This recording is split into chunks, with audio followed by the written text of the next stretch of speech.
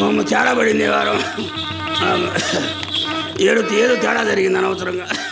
జానకిరావు గారు చెప్పే జామిరెడ్డి గారు చెప్పారు, మనం ఇలా యాండి లోపల మీ రంగరాయకి వచ్చింది. దాన్ని ఇంట్లో ఉంచిన సంగతి తెలవక నా నోటుకు వచ్చినట్టల్లా నా కొంప ముంచారు కదా నీ అమ్మ కడుపుల మాట. ఎడు బావాలి ఇంతకీ? చాలే ఊరుకుందరు. అది మీ రంగనాయక్ కాదు, ఏమీ కాదు, మా చెల్లెలు చిత్రండి. ఎవరు మన చిత్ర? మీరు వస్తున్నారని తెలిసి మీకోసం మా అమ్మ దాన్ని గంధం నూరమని చెప్పిందా. అదేమో చిన్నపిల్ల కదా, ఆ గిన్నె కాస్త కింద పడేసి బద్దలు కొట్టింది. గిన్నె బాగలు కొట్టుకుందా? గిన్నెలో ఏముందండి? గంధం. పాడుముడు గిన్నె గంధం మొత్తం నేలపాలు చేసింది. ఏమండి అమ్మాయిని ఒకసారి పిలవండి. యావండి సుబ్బారావు గారు, మీరు మొట్టమొదటిసారి మా ఇంటికి వచ్చారు.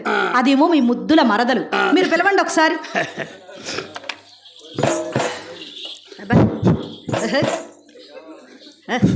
ఊరే